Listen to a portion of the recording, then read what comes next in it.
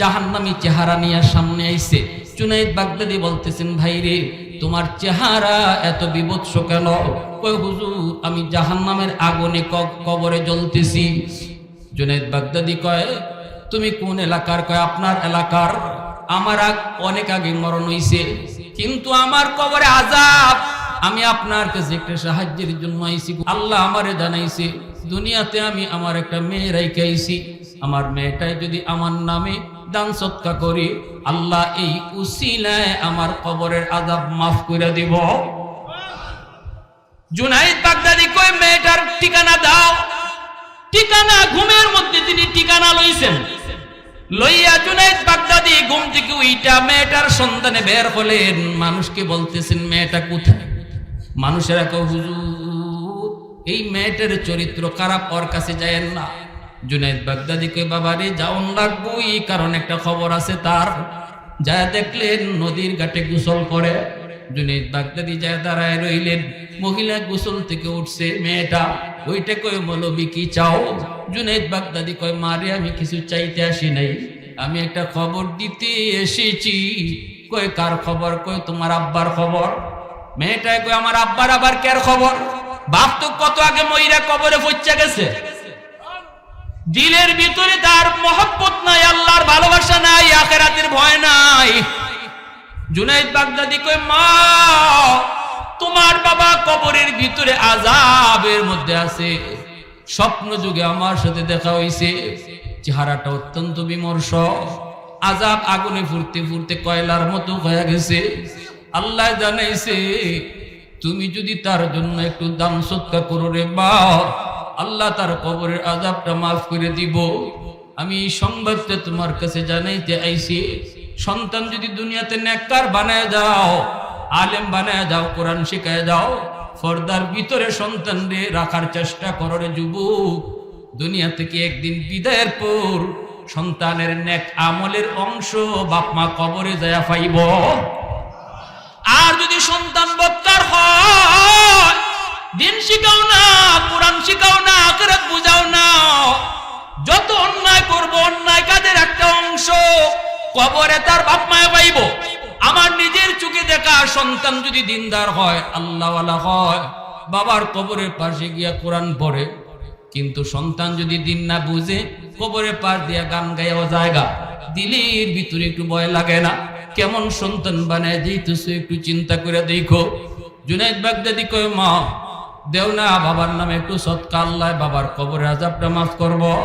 মহিলার তো মেয়েটা তখন এক মুষ্টি পানি হাতে লইছে, লইয়া টিটকারি মারছে, মস্কারি মারছে। কয় ইজাত খবর লইয়া বুঝি আইছো, নেও পানি দিলাম আমার বাপের নামে সদকা। কইয়ে জুনাইদ বাগদাদির দিকে পানি ডিল মারছে। আল্লাহর ওলি তিনি সাথে সাথে ফিটটা সরায় নিছেন, বডিটা সরায় নিছেন, পানিটা বডিতে লাগছে না, কিন্তু মনে কষ্ট নিয়ে আইতেছেন। এমনও বুঝি সন্তান হয়ে গো, যেই সন্তান বাবার বিপদের কথা শুই না একটু দিলটা নরম হলো না। জুনাইদ বাগদাদি চলে আসলেন, রাতের বেলা ঘুমাইছেন আফসোস লইয়া। স্বপ্ন যুগে দেখেন ওই মানুষটা, যেই মানুষটা গতকাল জাহান্নামী হইয়া হাজির হয়েছিল, আজকে সে জান্নাতি চেহারা লইয়া হাজির হয়ে গেছে। জুনাইদ বাগদাদি কই ভাই কে তুমি? কই হুজুর আমি গতকালকের ওই লোক। কেমনে তোমার পরিবর্তন? কয় আল্লাহ আমারে জান্নাত দিলাইছে।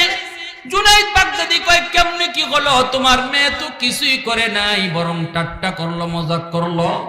লোকটাই কয় হুজুর আমার মেয়েটা যে আপনার দিকে পানি মারছিল, এই পানিটা আপনার গায়ে লাগে নাই, পানিটা পড়ছে একটা মাটির, যেই জায়গাটার মধ্যে পানিটা যায় পড়ছে এই জায়গার মধ্যে অনেক দিন যাবত একটা পোকা পানির তৃষ্ণায় ছটফট ছটফট করতেছে। ওই পোকার মুখের মধ্যে যখন পানিটা যায় পড়ছে, পোকাটা পানিটা পাইয়া তার জীবন রক্ষা হইছে। পোকাটায় দোয়া করছে, মালিক যার উসিলায় আমি আজকে পানি পাইয়া জীবন রক্ষা হলো, আল্লাহ তুমি তার মাফ করো। সাথে সাথে আল্লাহ আমার মাফ করে দিলাইছে। তিরমিজি শরীফের হাদিস, নবীজির কাছে একজন সন্তান এসে নালিশ করেছে, নবী গো আমার আব্বার ব্যাপারে আপনার কাছে নালিশ। নবীজি বলতেছেন কি নালিশ? সন্তান যুবক, মদিনার যুবক তখন বলতেছে, আমার বাবা সম্পদ বিভিন্ন জায়গায় ব্যয় করে, অমুকরে দেলায়, তমুকরে দেলায়, অমুক জায়গায় ব্যয় করে, অমুকরে এরকম কর্জা দেয়। এইভাবে দিতে দিতে আমার আব্বার সম্পদ শেষ করে ফেলতেছে। এই অভিযোগ আমি আপনার কাছে করলাম। সন্তান যখন নবীর কাছে বাবার বিরুদ্ধে অভিযোগ নিয়ে আসলো, নবীজি সাহাবীদেরকে বললেন তার বাবাকে ডাইকে নিয়ে আসো। সাহাবী গেলেন তার বাপকে আনার জন্য। তখনই আল্লাহ পাক জিব্রাইলকে নবীর কাছে পাঠিয়ে দিয়েছেন। জিব্রাইলে আমিন আইসা কই, নবী গো, ওর বাবা আসতেছে, পাঠাইছেন আপনি, কিন্তু বাবা আসার আগে আপনারে জানায় যাই, বাবা আসলে পরে আপনি কথা শুনবেন, পরে আগে শুধু বলবেন, বাবারে তোমার কলিজার ভিতরে এমন কি ব্যথাটা আছে যে ব্যথাটা দুনিয়ার কাউরে তুমি কোনোদিন কও না, শুধু তোমার আল্লাহ জানে আর তুমি জানো। ওই ব্যথাটা আমি নবীরে শোনাও। বাবা যখন আমার নবীর কাছে হাজির, আইসা দেখে ছেলে আগেই নবীর কাছে আইসা বইসা নবীর কাছে কোনো কিছু অভিযোগ দিয়েছে। আল্লাহর নবী, রহমতের নবী বলতেছেন, তোমার সন্তান তোমার বিরুদ্ধে অভিযোগ দিয়েছে, সম্পদ নাকি তুমি বিভিন্ন জনকে দিয়া দাও। কথাগুলা শুনমু, পরে জবাবও তুমি দিবা, শুনমু আমি, কিন্তু এর আগে আমারে তোমার কলিজায় এমন কোন ব্যথাটা আছে যে ব্যথা তুমি দুনিয়ার কাউরে শোনাও নাই, কও নাই, শুধু আল্লাহ জানে, তুমি জানো। ওই ব্যথাটা তুমি আমাকে শোনাও। এই কথা বলতেই বাবা তখন হাওমাও করে কান্না শুরু করলো, চোখ থেকে দর দর করে পানি পড়ে। বাবাই বলতেছে, নবী গো, আমি চাই নাই কারো কাছে কোনোদিন এই ব্যথাটা বলবো, কিন্তু যেহেতু আমার মালিক আপনারে জানায় দিছেন, তাহলে বলতে হয় গো নবী। ওগো নবী, আপনি আমার সন্তানটি জিগান, আমার সন্তানে আমার সাথে কেমন আচরণ করতেছে। আমি বাবা হিসাবে না, শুধু প্রতিবেশী যদি কোনো মানুষ হয়, প্রতিবেশীর আচরণটাও আমি তার কাছ থেকে পাই কিনা একটু জিগান। ওগো নবীজি, এই কথাটাও জিগান, আমি সম্পদ কারে দিছি? আমি কি খেলার মাঠও দিছিনি? আমি কি কোনো মদ কুররে মদ খাইতে টাকা দিছিনি? আমি কি কোনো গাঞ্জা কুররে গাঞ্জা খাইতে টাকা দিছিনি? আমি যদি টাকা পয়সা দেই তবে তার অভাবী ফুফুরে দিছি। আমি যদি কাউকে সাহায্য করি তাহলে সেই সাহায্যের মানুষটা সমাজের একজন অসহায় মানুষ। আমি যদি কাউকে সহযোগিতা করি তার খালা অভাবী তারে দিছি। নবী গো, অভিযোগ আপনার কাছে করছে, বাকি তারে জিগান আমার সাথে কেমন আচরণ করে, কেমন আচরণ করে। এই কথা বইলেই বাবা যখন কান্না শুরু করলো, আমার নবী, রহমতের নবী আর কোনো কথা শুনলেন না। সাথে সাথে যুবকের কলারের মধ্যে যায় ধরলেন। ওই যুবকের কলারের মধ্যে দুইটা রসুল কয়, আন্তা ওয়া মালুকা লি আবিকা, আন্তা ওয়া মালুকা লি আবিকা। কোন অভিযোগ বাপমার বিরুদ্ধে চলবে না, তুমি এবং তোমার সম্পদ ও তোমার বাবা মালিক। একটু আওয়াজ দিয়ে কও না সুবহানাল্লাহ, আর একটু জোরে কও না সুবহানাল্লাহ। প্রশংসা করব কার? আর একটু জোরে মালিকের নাম কার? আহাদুল লাইসা কামিসলিক সামাদুল লাইসা কাফাদলিক লিমানিল মুলকু তুগুই তো সাদাওয়ার খুদাই, তো খুদাওয়ান্দ ইয়ামিনি তো খুদাওয়ান্দ ইয়াসারি, তো খুদাওয়ান্দ জামিনি তো খুদাওয়ান্দ সামাই, তু রাহিমি তু করিমি তু সামিঈ তু বসিরি, তু মুইজ্জি তু মুদিল্লি তু মালিকিল আরশি বজাই। বরি আজ খুরদন অখুফতন, বরি আজ তোহমতে মরদন, বরি আজ বিমুমিদি, বরি আজ রঞ্জ বালাই। মুসলমানের আওয়াজে কও আল্লাহু আকবার। তাহলে সন্তান বাপমার বিরুদ্ধে নালিশ করার কোনো সুযোগ নাই। নালিশ যদি করতে হয় হবে কার আদালতে? আল্লাহ। কার? জোরে বলেন কার? আরো জোরে বলেন কার?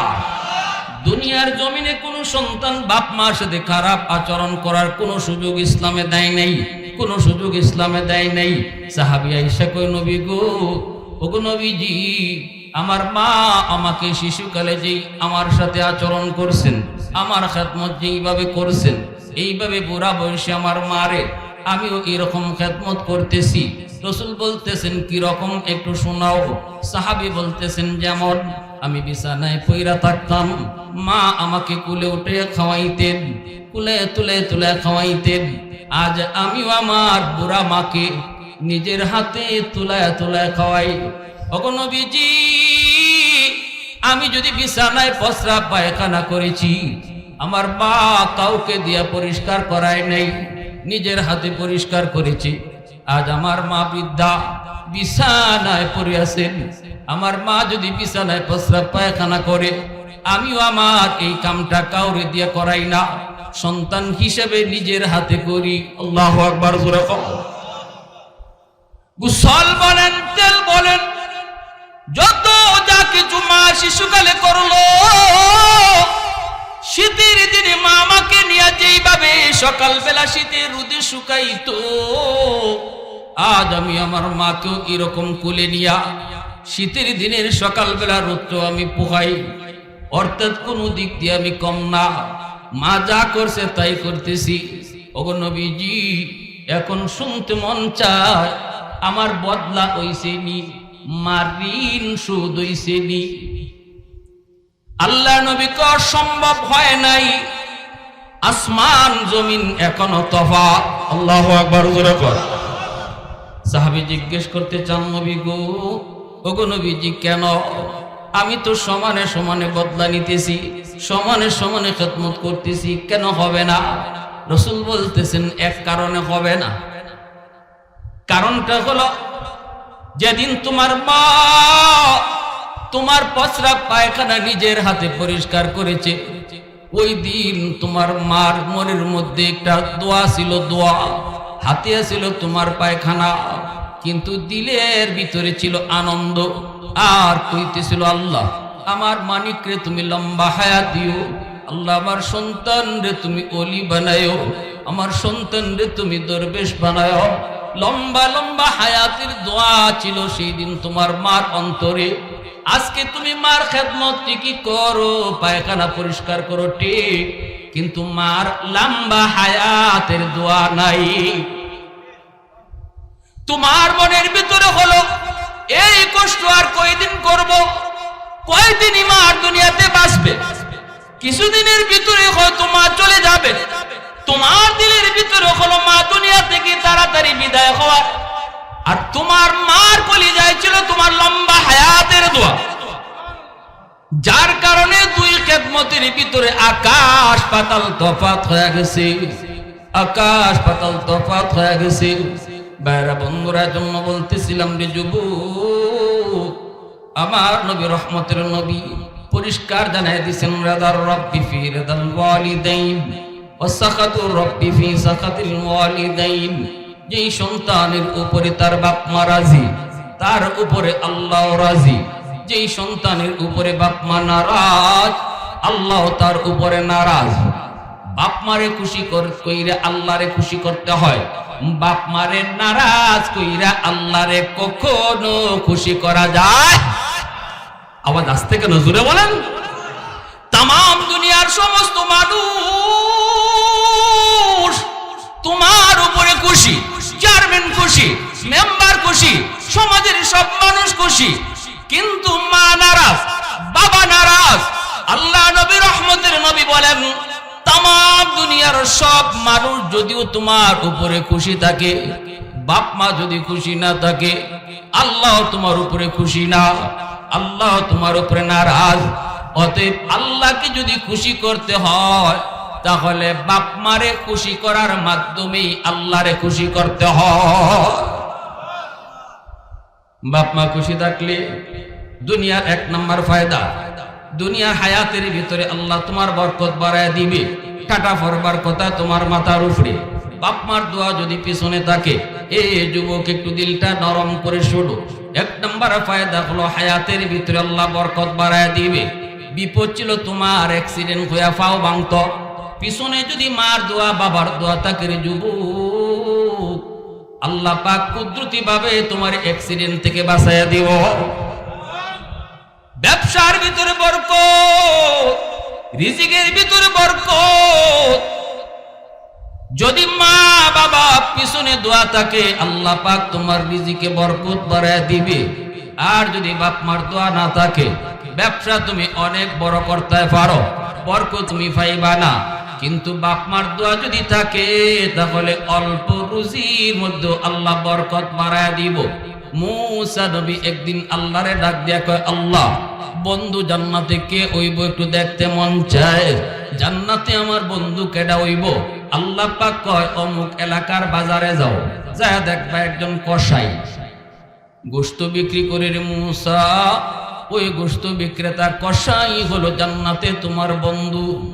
মূসা নবী সদ্য বেশে তিনি আসলেন লোকটার আমল জানার জন্য। মূসা নবী আল্লাহর কাছে জানতে চেয়েছেন, মালিক একটু জানতে মন চায় গো, কোন আমলের কারণে একজন কসাই জান্নাতে আমার বন্ধু হলো? আল্লাহ কই, মূসা আমার বলা লাগবে না, তুমি যায় খোঁজ নিয়ে তালাশ করে বাইর করো। মানুষের, সাধারণ মানুষের সুরত ধরে পয়গম্বর লোকটার কাছে আসলেন, সালাম জানালেন, নামে মানুষে চিনে ফেললেন। এইবার নবী পরিচয় না দিয়া বলতেছেন, আমি আজকে আপনার বাড়িতে মেহমান হব, আপনি মেহমানদারি করবেননি? লোকটাই কয়, আমি তো বারে কেমনে? আল্লাহ রাসূল বলেন, মান আরাদা আন ইয়াবসুতার রিজকা ফালইউকরিম দাইফা। তুমি যদি তোমার রিজিকের ভিতরে বরকত চাও তাহলে বেশি বেশি করে মেহমানদারি করো। রাসূল বুঝাইলেন, মেহমান যদি আসে খায় থাকে, কমায় না, রাসূল কয় বাড়ায়। তাহলে আমারটা ঠিক না নবীরটা ঠিক? আমারটা ঠিক না রাসূলেরটা ঠিক? আমি দেখতেছি কমে, রাসূল কয় বাড়ে। মেহমান আইলে কমে না বাড়ে?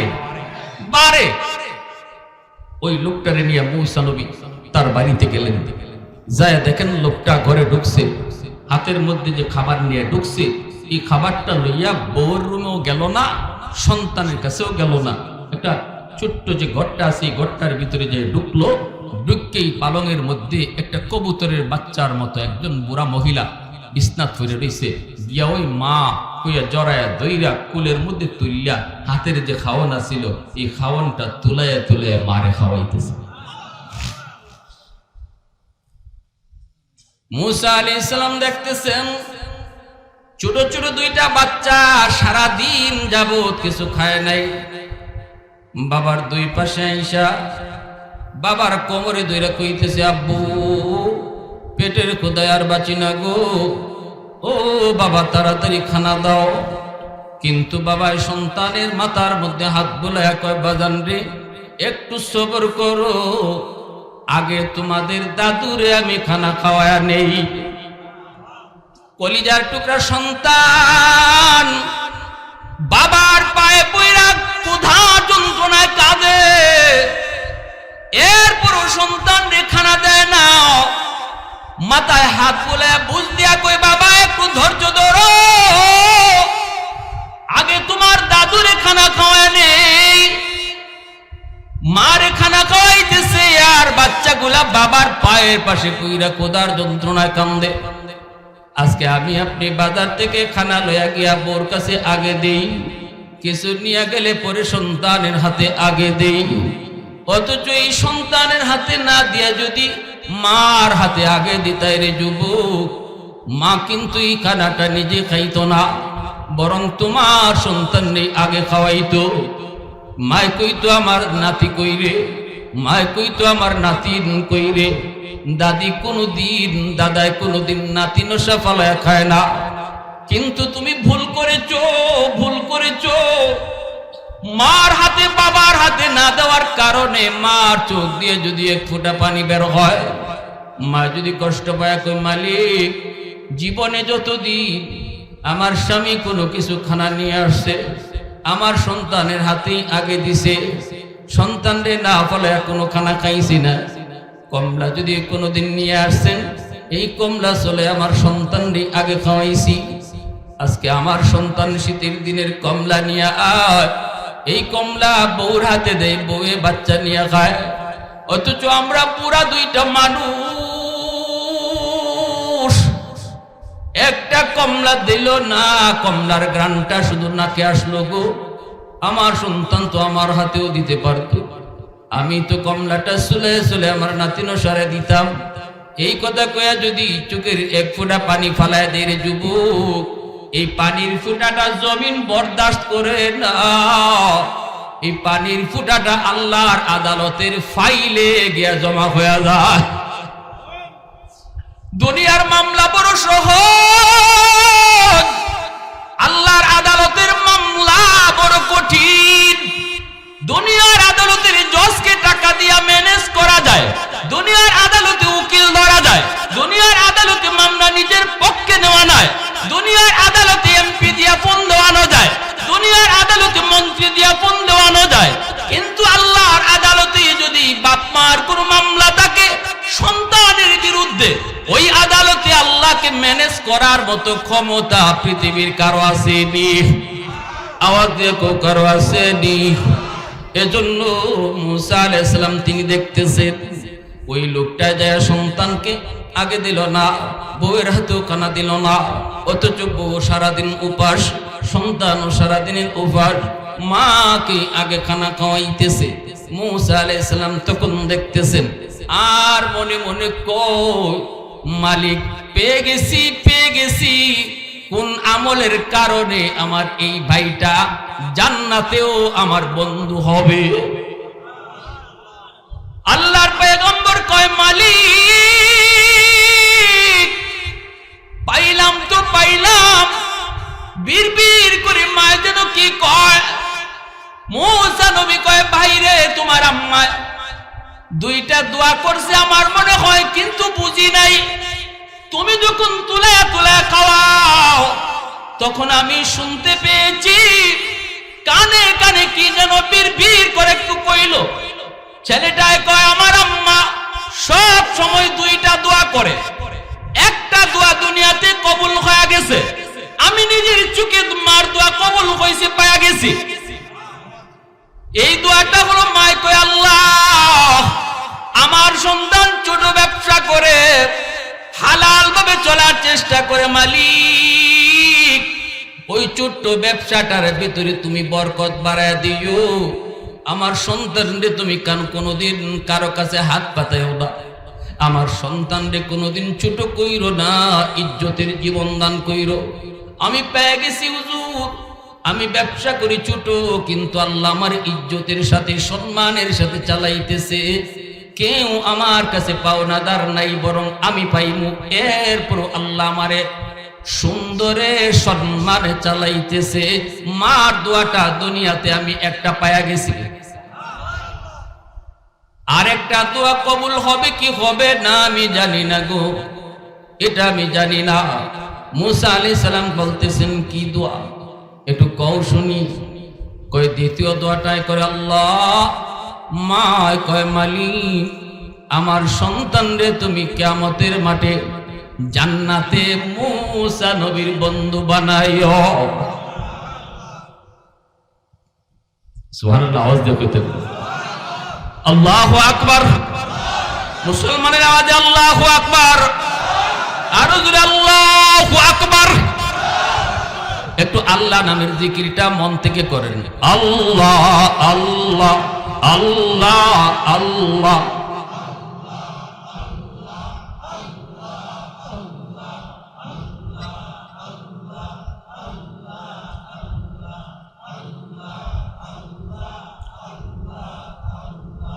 আল্লাহ আল্লাহ আল্লাহ আল্লাহ আল্লাহ আল্লাহ আল্লাহ আল্লাহ।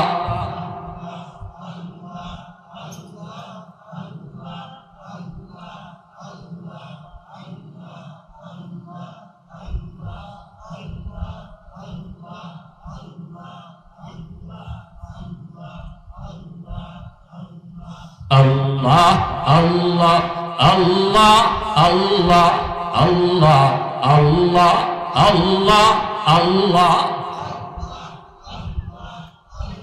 বাইরে ঘরের মধ্যে আল্লাহ নামের জিকির এইভাবে করার পরিবেশ পাই না, সুন্দর একটা পরিবেশ পাইছি জান্নাতি বাগানে।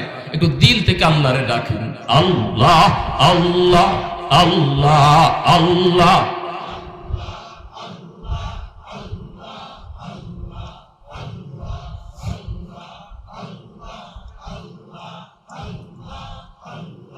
আল্লাহ আল্লাহ আল্লাহ আল্লাহ আল্লাহ আল্লাহ আল্লাহ আল্লাহ।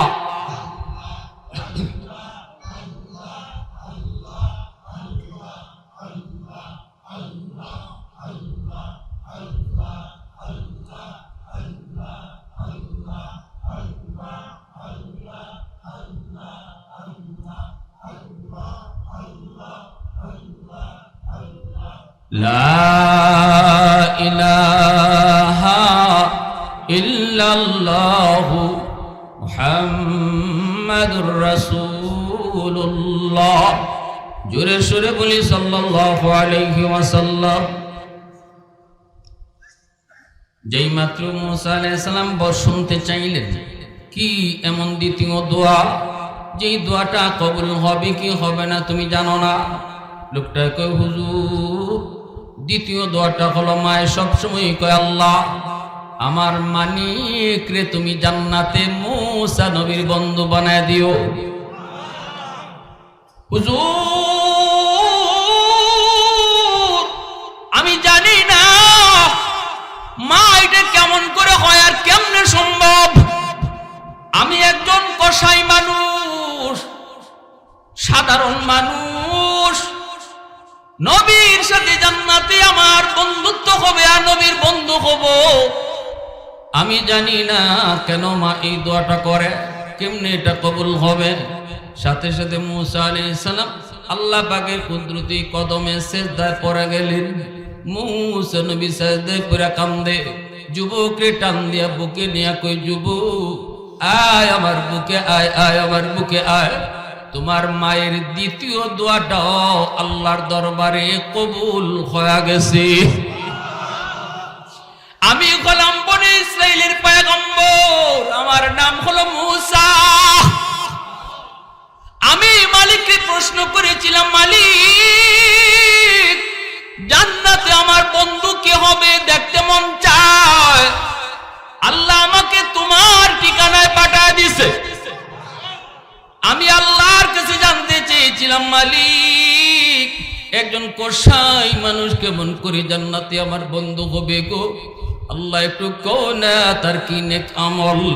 আল্লাহ আমারে কয় নাই, না কয়ে কইছি, বন্ধু ও পয়গম্বর তুমি নিজে যায় তালাশ করে দেখো কোন আমলের কারণে সে তোমার বন্ধু হলো। বাইরে আয় আমার বুকে আয়, আমার বুঝ হয়ে গেছে তোমার মার দোয়ার কারণে আল্লাহ তোমাকে জান্নাতে আমার বন্ধু বানায়া রাখছে। এজন্যই বলতেছি যুবক, বাপ মার দোয়া আল্লাহর দরবারে সরাসরি কবুল। বাপ মার বদ্ধ আল্লাহর দরবারে কবুল। সালাসাতুন দাওয়াতুম মুস্তাজাবাতুন লা শাক্কা ফীহ, দাওয়াতুল মাজলুম ওয়া দাওয়াতুল মুসাফির ওয়া দাওয়াতুল ওয়ালিদ আলা ওয়ালাদিহি। রাসূল বলেন, তিন ব্যক্তির দোয়া বদদোয়া সরাসরি আল্লাহর কাছে কবুল। দোয়া করলেও কবুল, বদদোয়া দিলেও কবুল। এক হলো মজলুমের দোয়া বদদোয়া, সমাজের ভিতরে যারা দুর্বল, ওই দুর্বল মানুষের বদদোয়া এটা আল্লাহর দরবারে কবুল হয়ে যায়। সমাজের মানুষ এক শ্রেণীর মানুষ আছে সবল, আর এক শ্রেণীর মানুষ আছে দুর্বল। এক ধরনের মানুষ আছে সমাজে গোষ্ঠী অনেক বড়, টাকা পয়সাও তার বেশি। আর এক শ্রেণীর মানুষ আছে তার গোষ্ঠীও ছোট, টাকা পয়সাও নাই। এই কারণে যদি কোনো সবল মানুষ দুর্বল মানুষটার উপরে জুলুম করে, অন্যায় ভাবে তারে গালি দেয়, অন্যায় ভাবে তারে মারে, অন্যায় ভাবে তার জমি দখল করে, আর দুর্বল মানুষটাই যদি কারো কাছে বিচার দিয়ে বিচার পায় না, তখন রাসূল কয় ওই দুর্বলে আহ কইয়া যখন আল্লাহর আদালতে মামলা বসায় দেয়, রাসূল কয় মামলা বসাইতে দেরি, আল্লাহর আদালতে মামলা গ্রান্টেড হতে দেরি হয় না। ও মালিক, চেয়ারম্যানের কাছে বিচার পাই নাই, মেম্বারের কাছে বিচার পাই নাই, এরা কেউ আমার পক্ষে কথা কয় না, কারণ হলো আমি দুর্বল, আমার সাথে কেউ নাই শুধু তুমি ছাড়া। আল্লাহ আমি তোমার দরবারে বিচার বসাইলাম। রাসূল কয় এই বিচার কইতে দেরি, আল্লাহর আদালতে গ্রহণ হতে দেরি হয় না। ঠিক তেমনি ভাবে মুসাফিরের দোয়া বদ্ধ, মুসাফির যদি তোমার কাছ থেকে কোনো কষ্ট পায়, রাসূল কয় মুসাফির আহ কইলো আল্লাহর দরবারে কবুল। আর যদি কোনো মুসাফির তোমার কোনো আচরণে তোমার কাছ থেকে কোনোদিন শান্তি পায়, অন্তর থেকে যদি দোয়া দেয়, এই দোয়াটাও আল্লাহর দরবারে সরাসরি কবুল। 3 নম্বরে রাসূল বলেন বাপ মার দোয়া বদ্ধ। বাপ মা যদি সন্তানের উপরে খুশি থাকে, সন্তানের আচরণে যদি মার মন খুশি হয়, বাবার মন সন্তানের আচরণে খুশি হয়, হাত উঠে দোয়া করতে হয় না। যুবক বাপ মা হাত উঠে দোয়া করা লাগে না। যখন বাপ মার দিলটা সন্তানের উপরে খুশি থাকে, তখন অটো 24 ঘন্টা দোয়া বাইরেতে থাকে। আসমানি জমিনে বিপদ আল্লাহ তোমার উপর থেকে কেটে দিবে। 2 নম্বর হলো আল্লাহ পাক তোমার রিজিকের ভিতরে বরকত বাড়ায় দিবে, রিজিকের ভিতরে বরকত বাড়ায় দিবে। 3 নম্বর হলো আল্লাহ পাক তোমার সম্মান বাড়াইতে থাকবে, সম্মানের চেয়ারে আল্লাহ বসাইবে। 4 নম্বর ফায়দা হলো যেই সন্তানের উপরে বাপ মার দোয়া থাকে, এই সন্তানকে আল্লাহ পাক মক্কা মদিনা দেখায় আনে। কেন?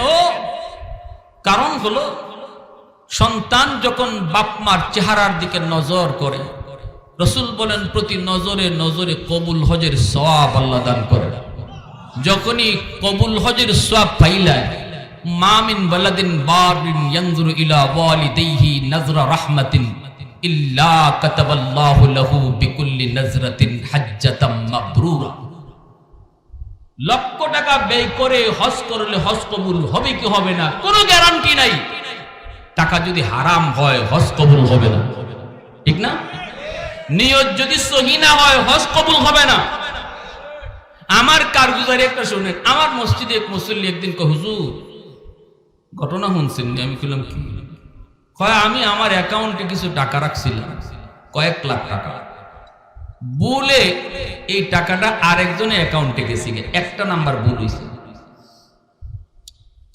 যে লোকের অ্যাকাউন্টে টাকাটা গেছে হে ই টেকা ভাইয়া আমারে ফেরত দিত না নি, বা একটু তালাশ করতো না নি যে এই টাকাটা কোত্থেকে এলো, মনে ভুলে আইছে। হে ইটা না কইরা ই টেকা লইয়া হজ গেছি, ই টেকা লইয়া কই গেছে।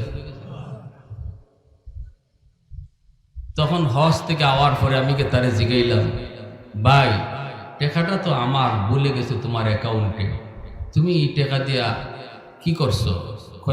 আমি তো মনে করছি আল্লাহ আমার এই টাকা আল্লাহর তরফ থেকে দিছে হজ করবার লাগে, বুঝছেন নি? আল্লাহ বলে তারে পাঠাইছে হজ করার লাগে, হজ করে আইছে। এই ধরনের হাজিয়ত তো আমাদের সমাজে আসেনি না নাই? সুদের টাকা দিয়ে ব্যবসা কইরা লাখ লাখ টাকা বানাইয়া বেটা বড় হাজি সব হইয়া আইছে, আসেনি না নাই? কি পরিমাণ হজ কবুল হইব? হ্যাঁ, আরেকজন মানুষ আছে, একদল মানুষ আছে হজে যায়, হজ করতে আইয়ই যদি তার কেউ হাজি সাহেব না কয় তবে রাগ করে লাগে, ঠিক না নি? জানি না আপনাদের এলাকা আছে কিনা, এটাও আমার এলাকায় একদম হয়েছে। ঢাকায় হুজুর ওই যে ওই অমুক অমুকটা যে সওদাগর সাহেব চিনেন না? আমি চিনি তো, আমার মুসল্লি। হুজুর আমি তার একটা কাগজ লিখতেছি, উনি একজন অফিসার, কাগজ লিখতেছি, লিখতে গিয়া মোহাম্মদ অমুক সওদাগর লেখছি পরে এই বছর উনি হজ করে আইছে, আমি জানিও না আসলে হজ যে করে আইছে, আমি তো আগের মতোই মোহাম্মদ অমুক সওদাগর লিখছি। তখন সে আমারে কইতেছে, হ্যাঁ অফিসার হইতে পারো কিন্তু লেখা শিখো নাই, নামই লিখতে জানো না। তখন কইলাম ভাই আমি আপনার নাম তো এটাই। হ্যাঁ এটাই তো জানো না, এবার যে আমি হজ করে আইছি। তো ভাই কি হয়েছে? হজ করেছিল আসলে আমি জানি না। কয় মিয়া 3 লাখ টাকা দিয়ে হজ করে আইছি, নামটার আগে আলহাজ লেখো। নামটার আগে, যে লোকে হজে যাওয়ার আগে নিয়ত করে নামের আগে আলহাজ লাগাইতে, নামের আগে হাজি সাহেব লাগাইতে, হাজি সাহেব না কইলে তার কলজাতকে লাগে, তাইলে বোঝা গেল সে হজ করছে আল্লাহরে খুশি করার লাগে না, বরং হজ করছে হাজি সাহেব ডাক খুনবার লাগে। হাসরের মাঠে আল্লাহ কইব যে উদ্দেশ্য হজ করছিলাই এটা দুনিয়াত পাইলিছ, জাহান্নামে যাও। কি কইব আল্লাহ? জাহান্নামে। এজন্য যে কোনো কাজ, নামাজ বলি, রোজা বলি, হজ বলি, দান সদকা বলি, তসবিহ বলি, তাহমিল বলি, ওয়াজ মাহফিল বলি, যত যা কিছু দিনী কাজ করি, প্রত্যেকটা দিনী কাজের নিয়ত হতে হবে কাকে খুশি করা, মানুষের বাহবা পাওয়া নয়।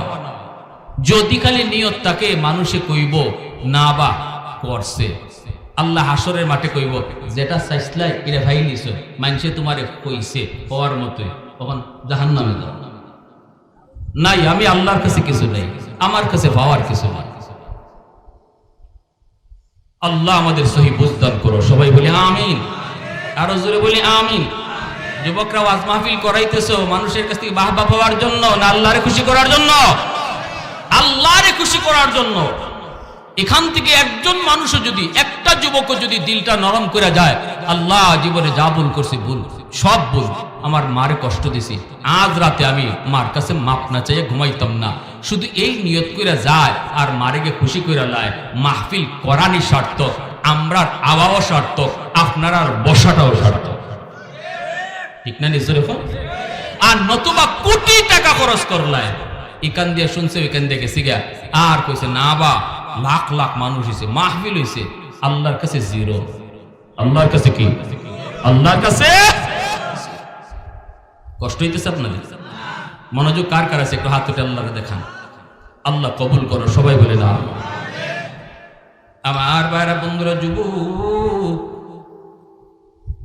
যে কথা বলতেছিলাম, ওই যে আমার ভাইরা বন্ধুরা, লক্ষ টাকা ব্যয় করার পর হজ কবুল হবে কি হবে না কোনো গ্যারান্টি নাই। টাকা যদি হালাল না হয় হজ কবুল হবে না। আরেকজনের টাকা মাইরা হজে গেলে হজ হয়? জোরে খাও। জমি দখল কইরা যদি হজে যাও হজ কবুল হবে না রে যুবক। আগে যার জমি দখল করছো এটা ফেরত দাও, এরপরে হজের নাম লো, ঠিক কি না? মানুষের টাকা মাইরা বয়ে রইছো, বছরে বছরে হজে যাও, হাজি নাম লাগাইতে পারবা, আলহাজ উপাধি লাগাইতে পারবা, কিন্তু আল্লাহর কাছে এই হজের কোনো সওয়াব পাওয়া যাবে না।